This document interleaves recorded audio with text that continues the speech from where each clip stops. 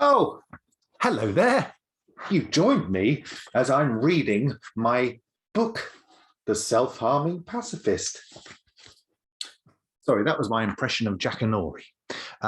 So welcome to the Self-Harming Pacifist Zoom, I can never say that, Zoom sessions.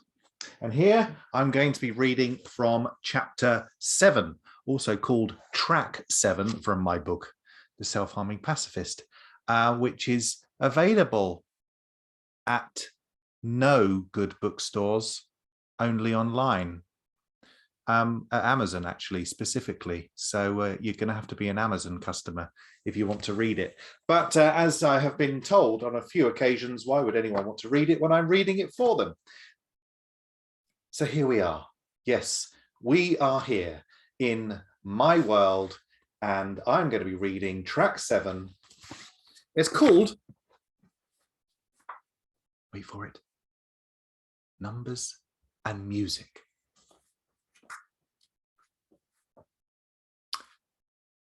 Numbers play an important role in the universe. Just ask Einstein. The universe is made up of mathematical equations which go way over my head and completely bamboozle me. Yet my life is driven by numbers. I think it might be the way my brain is wired. My main source of numerical aid is the number 28. This has appeared throughout my life for as long as I can remember and could mean anything. It could be a guardian angel keeping an eye on me. It could be the rule of attraction and I see it because I want to see it. Yet there is a belief that numbers play a role in our experience with the world. So this chapter is all about numbers that I believe in and that I think add some character to the person that I am. Here goes. 7 is an important number. Here's a trick I did in real time while writing this piece.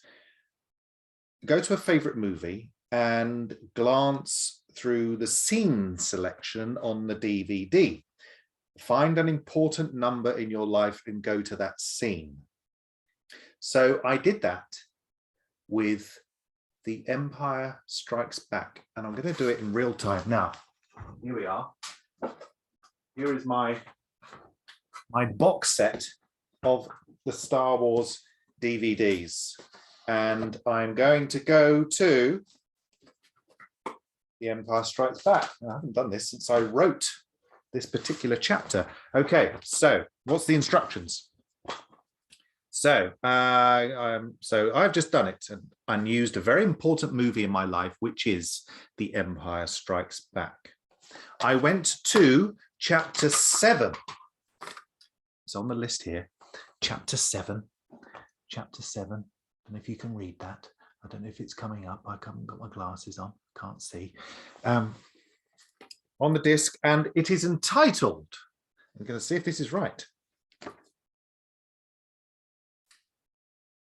Obi-Wan's Instructions.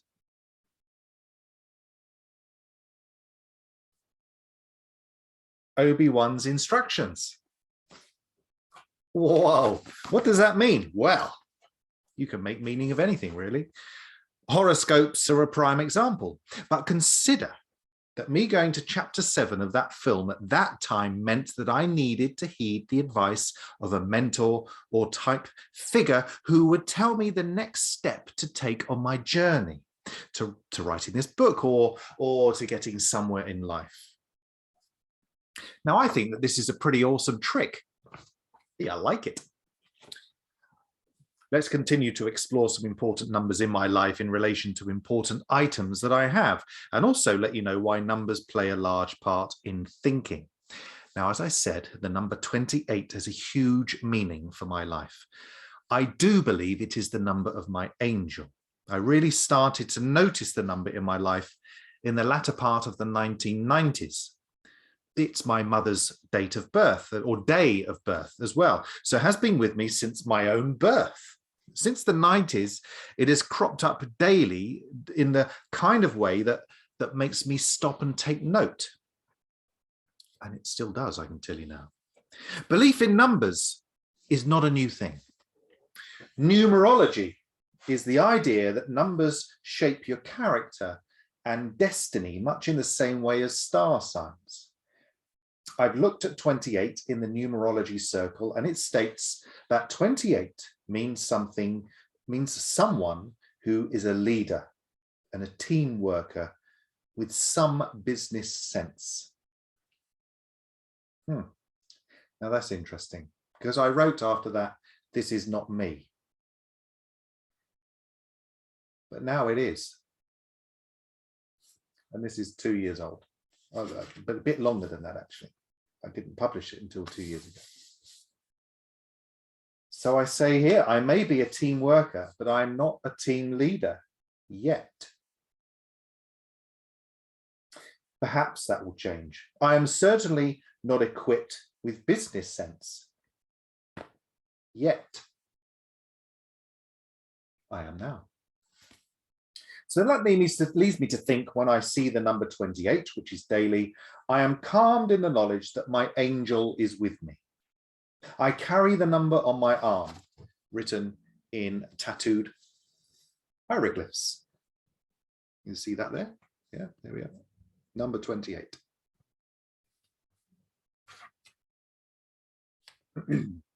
It looks like 2 upturned U's and 8 ones, but that's how it looks. Perhaps there is a number that you see on many occasions. Perhaps you have not noticed.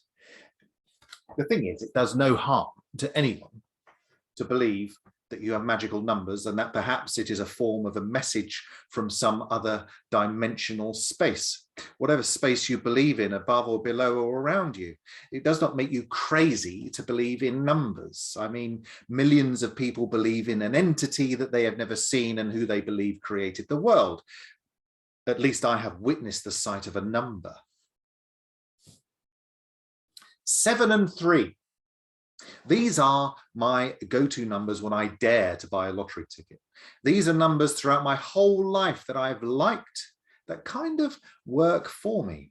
Any footballers I may have enjoyed usually wore the number 7 or 3, players like Maldini or Cantona. In the study and belief of numbers, these have a more apparent meaning on my character. So do not mean to me that my angel is watching over me, but that these numbers do shape the person that I am inside. 7 is the planet Saturn and means mystery, study, and knowledge. 3 is the planet Mars and means talent, versatility, and joviality. When I looked these up, I was surprised to discover that Mars again falls into my life. Being a Scorpio, the power of that planet has driven me along for my whole life. A favorite and safe color for me is red. The fact that I harm myself probably means there is some violence in my psyche. It is not a silly idea to find these things out. Looking at numbers or astrology or the like to find out your character is a good way of boosting your own confidence. It can be a method to confirm to you that you are you. It is okay. These thoughts and ideas which shape you are good. When I see the idea that I have talent, it quietens the voice in my head telling me that I'm no good, and that voice asking me, why should I bother? I'll give that voice some power now. This is what I wrote. This book is a piece of crap idea which no one would give a damn about, so what's the point? Just get your butt to work and come home and get pissed out your face. That's what you're good at. I wrote that blind. I remember writing that blind. And then I said to it, it can shut up now, and I'm not going to read the above. Well, I've just read it. Game time. Find the favorite album of yours. This is something you can do. And then find a track relating to your chosen number and see where it takes you. Again, number 7, there is a Prince song called 7, which I love, and he's on his Symbol album from 1992. Prince is one of the biggest musical influences in my life, along with the composer John Williams and the Beatles. I'll also put up there Jerry Goldsmith and John Barry. I find music to be therapeutic and one of our most important forms of communication. One song can say so much more than anything else, and each one gets us something differently emotionally from it. A particular song I like and that helps me meditate is John Barry's Moonraker theme, sung by Shirley Bassey. It sways and moves as if you are floating in space, which I guess is the point. But it does allow my thoughts to glide over my mind with no judgment.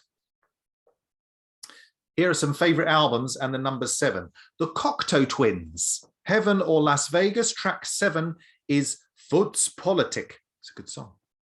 Harry Connick Jr., When Harry Met Sally. Track 7 is Autumn in New York. Prince and the Revolution, Parade. Track 7 is Venus de Milo. Mozart, Requiem. Track 7 is Lacrimosa. The Beatles, Abbey Road. Track 7 is Here Comes the Sun. Favorite albums and number 3, the Cocteau Twins again, Heaven or Las Vegas. Track 3 is curiously omitted from the book. And I don't have the CD with me. Ah, cliffhanger. Harry Connick Jr., When Harry Met Sally. Track 3 is curiously omitted from the book. Interesting. Prince and the Revolution, Parade. Track 3 is I Wonder You. The Beatles, Abbey Road. Track 3 is I Want You. Interesting. And they are just a few examples. And there are a skipload of albums that I have listened to over the years, which only come to mind when you hear them again.